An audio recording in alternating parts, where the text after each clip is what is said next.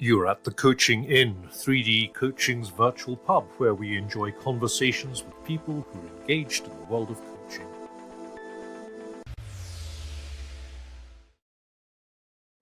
Hello and welcome to this week's edition of the Coaching Inn. I'm your host, Claire Pedrick, and today I'm delighted to be in the company of my friend Monica Ruiz.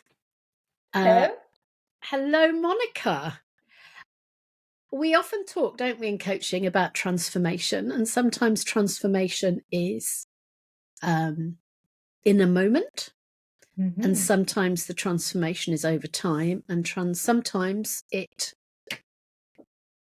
is unexpected and looks different from what we thought it was going to look like. So that's what we're going to be talking about in today's episode. So, Monica, before we talk about transformation, tell us a little bit about your journey into coaching. Thank you. Thanks for having me today. As an avid listener of podcasts and huge fan of yours, it just feels like a dream come true being here. So let me just say that straight away. Journey to coaching started when I was back in corporate. So my background is in corporate. I used to be a corporate executive back in the day, City of London. And I had this conversation with my friend Vivek that might be listening into this, so this is for you. We actually shared something about, wow, you're such a great leader. Your team really loves you. You're just a great encourager. And kind of that something clicked to me around, wow, I might be really good at business and strategy and doing these thinking processes, but actually I'm an enabler and I'm an encourager for these people to grow, fulfill themselves, their journeys. So kind of I pondered on that a little bit with my coach at the time. And I just decided, I really like learning. I really like expanding my horizons. So I thought, why not training for this coaching thing? So I completed my training and I loved it. And I loved every second of it. And I really saw myself doing that, and kind of it brought a gigantic piece of fulfillment, kind of almost like it fitted in a time where I was a bit disenchanted by corporate and, why am I doing what I'm doing? She's landed at the right time. So that first year was a bit of a, let's just try this out. It worked out. So, a few months after, I was having a chat with my CMO to say, I'm out of here. And that's how it started. That's how it started. This year is my year number 7 doing this full time. Wow. So there was something in there about purposefulness. Indeed. Yeah. So you and I have spoken about this before, but for you, the personal transformation that's come more recently, you've described as awakening. Yes. Dun. I put some music on the background because I have a feeling that some of our listeners today might just feel a bit like, what is she talking about? What is she on? An awakening, I'm sure, might just mean several things, different things for different people. But to me, in the context of transformation, it's just a complete liberation process, that requires everything from you. And that comes from the inside. That comes from the inside, indeed. Yeah. So tell us start where you like to tell us about awakening, Monica. Yeah. For you. So like in coaching or, in any reflection, it's really, I find really handy to kind of look in perspective, kind of, looking back and say, okay, on hindsight. So looking back, I could see, things bubbling up and almost like a rumbling, the ocean rumbling in the background around 2021. That I got married after trying to get married for some time just because COVID and lockdowns and, I think about that time sometimes thinking that it was a complete different lifetime, but it wasn't that long ago, right? So it was kind of a time where I found myself really struggling with, oh, but I want to do this, but I can't really do that. And I think kind of that's when the cracks started really going deep into, oh, I've been this high achiever all my life. I have always made things happen. It was part of my identity. I felt really proud of it. And in fact, one of my pitch lines when going for consulting work or coaching work, I come from corporate, I get things done, I make things happen, so you can trust me. I will deliver. I won't let you down. So it was kind of all of these things. And that kind of really showed me, and I think collectively really showed us that the unexpected can happen. And you don't know, you have no roadmap for this. You have no blueprint for this. So kind of there was a bit of a tremor there. 2022, it was a big year for me. I had a big surgery, and it was a year that I left London. And it was an absolute heartbreak because London has always been home for me. Personal reasons, I was in a bit of a space where I needed movement. I needed to kind of shift things to kind of see that will spark a change that I was seeking. So I relocated to the Netherlands, where, the accelerating gear, that went into sixth gear. It's like, okay, buckle up. That's when everything really started. And in the beginning, you and I talk about this, I didn't know what was going on. It's like, am I losing my mind? Am I going psychotic? Because it was like, I will be invited to go into these very deep spaces of not just reflection, but almost like, oh, all these tools, all of this knowing that you thought you had is no longer available. You can't really push. Life is just taking over, and you just have to kind of go with it. So that's kind of the summary of, and that was tragic, as you know. We spoke about this because all of a sudden your identity is questioned. Oh, but I used to do these things and I used to be able to do those other things. And now all of that is taken away. The rug is being pulled. What do I do? So that first year was a lot about, am I losing my mind? Yeah. No, because like, I love about it, but it's been devastating. It sounds like a losing control. Mm. And can you talk a bit about the difference between losing control and choosing to release control? Oh, I love that. And it feels like a very subtle difference because the difference is in the choice or the internal choice, how much of a choice do I have here? And I know this is going to sound very non-coaching, but one of the most difficult things in this journey for me was realizing how little control I had, even in the choice. Life had to go so hard at me to really let go and really build trust. I think, like there's kind of a combo here in terms of letting go control while you build trust in things will be fine. You might not know where this is going, but just trust, right? It's also trust in, oh, I'm not really choosing like I used to, but that's okay. Almost like I trust in that life has your back and some of us will use different labels for this. So I also want to be, welcoming in whatever label that is for you. For those that are listening, is that God, is that the universe, is life, is soul, is spirit, whatever matter that connects us all, larger purpose. So to me, it was actually, was a bit about recognizing that there was a choice. There was still a choice in terms of how much the choice really, I'm thinking about this. The only choice was how much I'm going to keep resisting this.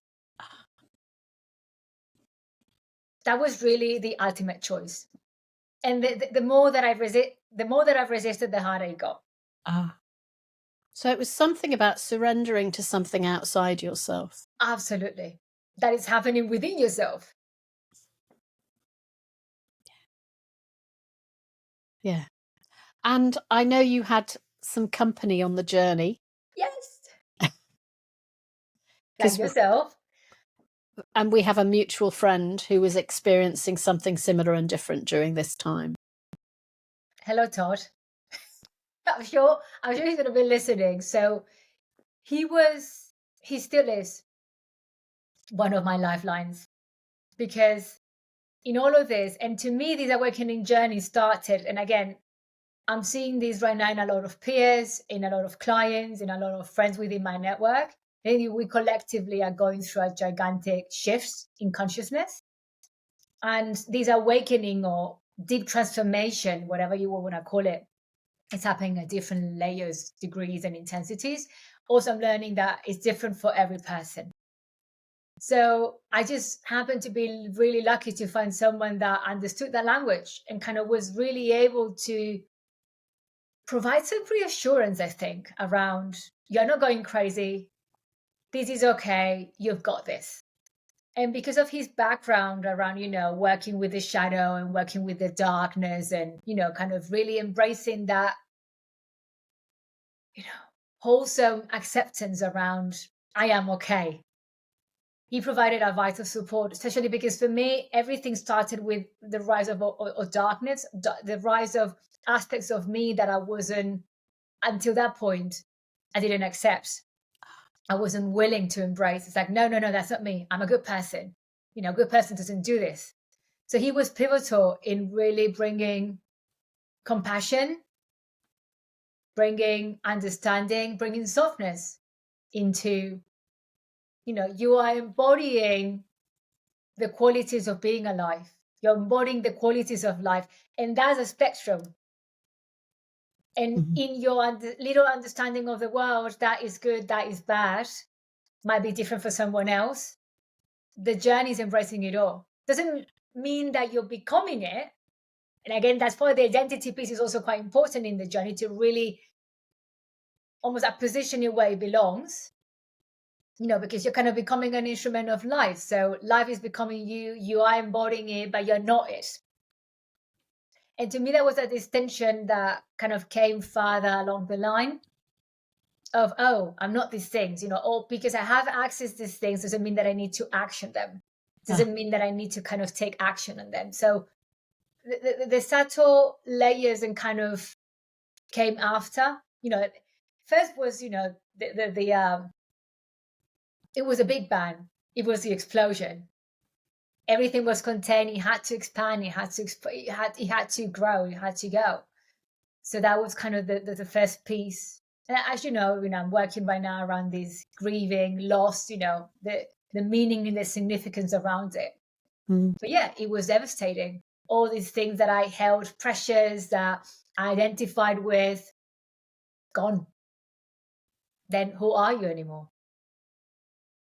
So there's a real sense as you're talking, Monica, about a journey of letting go of something and of becoming and of tolerating the having absolutely no idea of what the becoming might become.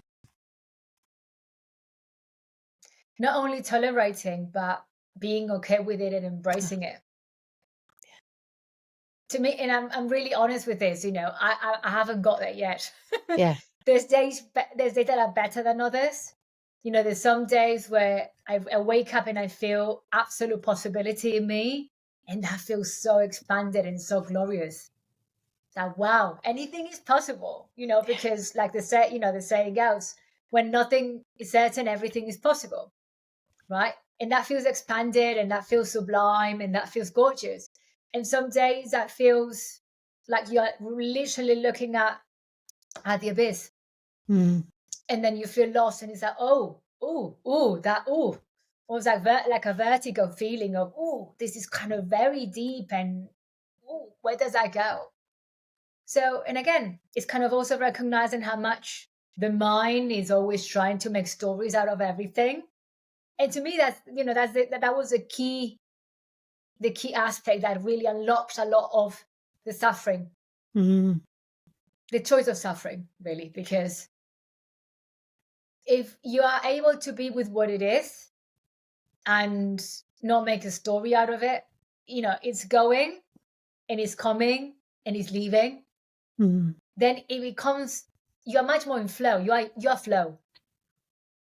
You're flow. The moment that the mind is trying to grip and, this thing is happening because of, and that means that, and then you need to make that choice, you're done. Yeah. So moving away from logic to a real lived example you're describing of going with the flow. It is something that, for me, kind of really hit home because I lived in Asia many years.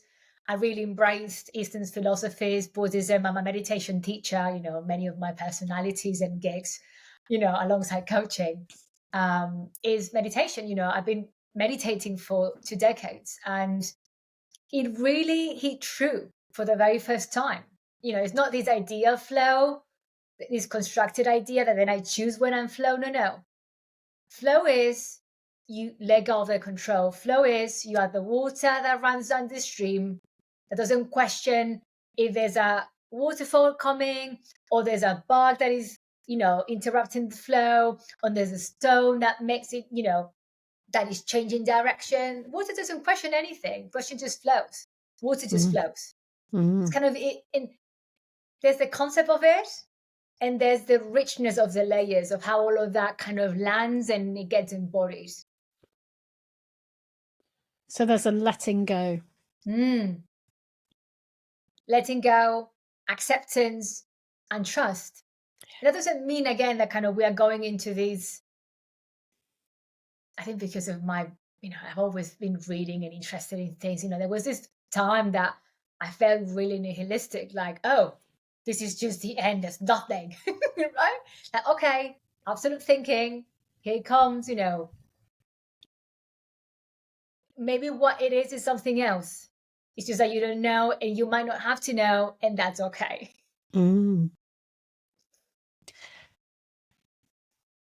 So a massive tectonic shifting, moving. And the implications that had in my daily life, because, I'm talking right now as I'm a monk and I live in a monastery and I spend, 18 hours meditating. No, I wish sometimes. In fact, I'm going to a monastery like next week to do precisely that. I love doing that every now and then. You have to just carry on with life. You show up to work, you pay your bills, your relationships. So to me, that was really difficult, because there will be days that I will be so immersed in this process. It's like, how I'm going to just, deal with this. And the many other layers of loss, awakening kind of in a way, turn up the intensity, and in a way brought width and breadth into, which areas of my life would actually touch and dissolve. But then there was, practical things around, the passing of a very dear one, my own journey with motherhood and, miscarriages and what that meant to me, me and my partner temporarily separating because, we needed space to really process the idea of coming to the Netherlands and not really working out and being in between the UK and the Netherlands, and now potentially relocating back to the UK, so much, because it's not like one thing and then that one thing hits you and kind of expands, it's that multiple complex layers of this is not working and there's nothing you can do about it. Because when I really went to kind of resource from that muscle of, let me just go to the things that I used to do in the past that used to work. Not only they're not there, they're not working. So there's kind of this sort of desolated space of, so what do you do now? Nothing. Be with it. Sit with it. The only way is through. So and what's the only way through. What's the thread? Monica, what's the thread that you're holding on to through this process? There's trust. The word is trust. And even like at times it has glimpses of hope. And not hope because, oh, it's going to get better. It's hope in... Let me rephrase that. I think what it has really brought is a sense of wholesomeness. But wholesomeness in the way that, not the sugar-coated version that wellness tries to sell us. Wholesomeness in the way that life is a very varied spectrum of colors and tastes and textures. And holding on to the idea that only when life goes well or goes the way that I want means that it's going well or I'm doing well is a complete illusion. I always say, can we make space for everything? Mm. Can we make space can we be with everything? Can I be with you today, right now, excited and sharing this journey? And, 2 hours in the afternoon, can I be with my grief? And that's okay. It doesn't have to be that, oh, because I've been with my grief, I'm doing something wrong because I feel bad. No, that is just, and I think part of this reshifting is very necessary. Mm. Because we have these kind of absolute thinkings and absolute expectations of, a successful life means always happy, always succeeding, always growing, always creating. Is that a true representation of life? Where's the distraction? Where's the dissolution? Where's the despair? Where's the sadness? Where's the pain? Mm. Another thing is, are we making a story out of it? That really anchors us and kind of then creates all of these narratives and neuroses in us. But can we be with things? And still, I think that we all bring a very valuable personal richness into the world that comes with a desire and with a purpose and with a mission. And that's beautiful that we feel that. And that kind of is just part of the whole conglomerate of richness in the collective. So there's something in what you're saying about accepting what is. It reminds me, Monica, of that, there's a systemic principle that says acknowledge what is. Oh, yes. And how often we want to make what is into something else. And how unsexy that sounds in our world, because our world wants change and wants to drive and be better and become a better version of yourself, all of these kind of, I'm not going to say they're well-intentioned, but they're also very misleading. Yeah. Into creating something that is not, because it really creates escapes and avoiding mechanisms of being with what it is. And that was kind of one of my, being really honest, that was kind of one of my getaways, like, oh, but I can get away from this. I can just cope with something else. I can't, this is too hard. I don't want to deal with it. And, the one learning that after these four very intense years is be with it. Yeah. Be with it. And the moment that you are with it, the moment that it starts changing, that's kind of, there was a counterintuitive thing that, oh, I don't need to do anything. It is when I stop escaping and I'm with the thing that then me and the thing start transmuting, starts changing. Yeah. And kind of it does its thing. As you're talking, it makes me think about how different what you're describing is from the world of kind of self-actualizing.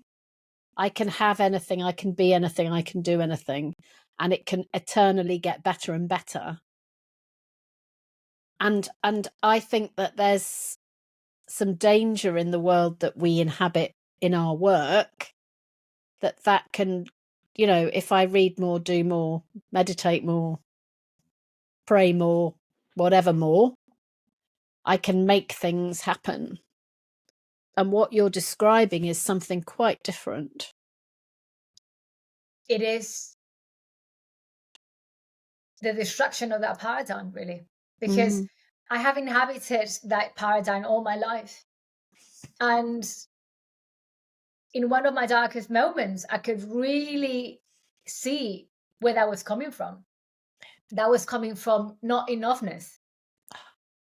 I always want more because I'm not enough, because I don't earn enough, because I don't meditate, there's always this sense. And again, we need to know systemic, I love that you actually brought the systemic aspect, look around the system that we're living in. Yeah. And I'm not saying the whole system, but, capitalistic system, exploitative system, where we consume or we produce. And I think it's very important the times that we're living that we really question that, where is that messaging coming from? How is that supporting me? Because, and I'm not saying not to progress, I do a lot of change management in corporations with my clients, fantastic to move the needle. That needs to go with hand in hand with the work around enoughness and gracious contemplation around what is already there and how cool that is already. Yeah, you remind me of Becky Hall's book, The Art of Enough. Yes. Have you read it? Yes. Yeah, Becky came on to a really early episode of the Coaching and talk about The Art of Enough. And it is very countercultural, isn't it? It is.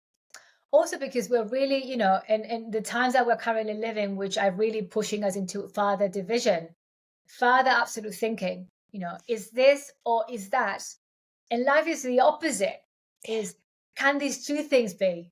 And that's okay, these two things being, right? Can we still strive for progress while we nourish our enoughness, while we nourish the things that are good and the things that are less good, but actually they got us here and they have a value. Can we honor that? Yeah. And that, to even talking about this, Claire, can really, there's even acknowledging these pieces can be extremely healing and extremely, was like returning to this wholesomeness, returning to this place of, oh, that was there all along.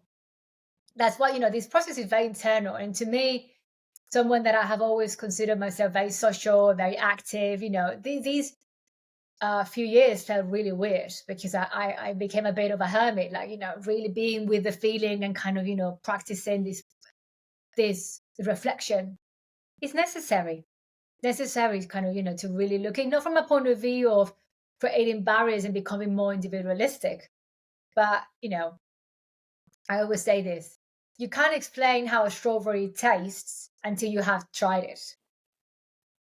So you got to do that first. And then, I'll tell you, oh, strawberry summer, gorgeous, have a few. Because they taste like X, Y, and Z. So everything becomes that, are we able to give ourselves this thing? Therefore, we can then share that with others, which is, breaking away with that individualistic approach. It's not about my own self-work and then we stop here. It is my work. How can I then put it out there for others? So you're talking about courage. Yes. Shitloads of it. How can I be courageous enough? Courage, yes. And courage, I think, again, we go into this kind of further dimension around, some people will embrace religion to kind of go into this outer dimension. We don't know, and I look at my training as well, uni, like I have a very long list of diplomas and masters and things and, accumulation of knowledge, right? But that accumulation of knowledge is very internal. It's just words and things, but then we don't really know what is external knowledge, around the things that are us, that are greater than us, that we are connected with. And, nature, as we have spoken as well, is a great place. I mean, for me, I don't consider myself a religious person, but I can relate to the idea of going to nature, going to church for me. I'm just there. I'm in the elements. I feel connected. I feel grounded. I feel, there's this connection with something that is greater than me. Yeah. And I think that that's important. Yeah. Especially in deep processes of change and transformation, it is important to feel that, that you're not alone, that this is, hence, my lifelines, Todd, you, other very key people in my life, my partner, that really provided that. My partner always says, it's almost like, you're a balloon and I need to put a little string. So when you go a little bit too high up, I can pull you back. So, that's kind of a little strings. As you're talking, it reminds me, there's a book by a man called William Damon. It's called The Path to Purpose. And he was the professor of human development at Stanford University. And he said that research meets religion when you begin to see that actually all of us have a need to be connected to something outside of ourselves. And some people do that through faith, and some people do that through other things, which is what you're describing here. But exactly. that knowing, believing, understanding that we had that I'm thinking about John Donne, who said, no person is an island. No person is an island. He said no man is an island, but that feels very sexist. So no, if you want the recognizable quote, it's no man is an island, John Donne. But there is something, isn't there, about recognizing our connectivity, and so fascinating to see that in the world now, politics, economics, organizations, coaching. That's why this work is so important, and that doesn't mean that we all need to become coaches or politicians or, or therapists. Part of the work that I'm doing and I find so rewarding is a lot of my clients are going through their own awakening journeys. And it's about how they are taking that internal journey into their current environment. Yeah. Their families, their jobs, whatever they do, because it's so necessary. And part of my little, my humble opinion, these existential crisis we're going through right now in terms of values and systems and kind of the empire crumbling, all that stuff, is because, we're going, or there's an invitation to go isolated. And that's very against nature, because nature is connectedness, right? And even our brains are, wired for connection. We have a chunk of our brain, the mammalian part of brain that we share with other mammals, that it is exactly designed to survive in a pack. So it's literally going anti-biology, like going against our own biology. So I think these conversations are important to kind of remind us first of our own nature. Second, how that nature expands and activates in us and in others, and how actually that then fuels purpose, fuels happiness, fuels, supporting change, supporting others as well, in whatever function and role that we're playing in society. Wow. So, Monica, if people want to explore this more deeply, what might you recommend? So there's one of my teachers, I can't really recommend him enough, Adyashanti. I say there's a lot of people talking about this, and there's many authors that have written extensively about the experience of awakening. To me, he has a very particular style in simplifying very complex concepts into a very day-to-day language. And actually, the way that he distills the experience of awakening into words is just majestic. I've never read anything like this. So I've tried many authors, I've tried many processes, I'm just sticking to his teachings. Okay. Adyashanti, there's one of his books, The End of Your World, which is a fantastic starting point. Then he has, meditations and guidance and practices. There's another of his books, Emptiness Dancing, which is beautiful. Again, a series of conversations. And the fascinating thing is, except The End of Your World, which his publisher requested him to write as a manual for people that were going through this, everything else is just extracts from his talks. Ah. And they have been so little minimally edited. He's so coherent. He's so well put together. It's incredible, to actually see that someone speaking can be so, profound and well put together, really. So I will absolutely encourage anything from Adyashanti. There's a few other authors around this. But again, I'm going to just leave it there. Okay. Of course, I mean, anything that has to do with, in my particular case, because of my background, having lived in Asia and, meditation, a lot of the Eastern philosophies are really based on the attachment. Buddhism, is about not suffering, and, suffering described as the attachment on the storyline of what's happening. So a lot of these principles are already really rooted in Taoism, in Buddhism, in a lot of the ancient texts. So that's also kind of a way to really explore if, maybe reading through an author, a Western author, no, it's not that accessible. I mean, even Adyashanti himself, he's a teacher. He, he is well-versed and practiced in Eastern philosophies as well. Thank you. And if people want to talk to you, how do they get in touch with you? Yes. I'm always really keen on sharing experiences. And in fact, one of the many ideas that never really crystallized yet, is also actually creating space for this, almost like just sharing space to kind of share experiences. You can get in touch with me via LinkedIn, Monica Ruiz, through my business, Ingenium in Movement, both on Instagram and LinkedIn, my website. Or just ask Claire. I'll put them in the show notes, Mom. Well, what a pleasure it is to talk to you and to listen to your journey. Thank you, Claire. And thank you for your support. It's been so fundamental. And what you do has so much value and brings so much richness to so many of us. Thank you. Really. Thank you for doing this.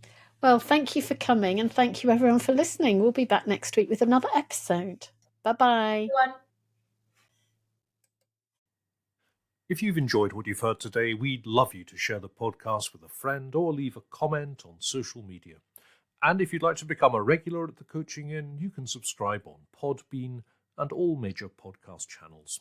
We look forward to welcoming you next time. You've been listening to The Coaching Inn, 3D Coaching's virtual pub. For more information, check out 3dcoaching.com.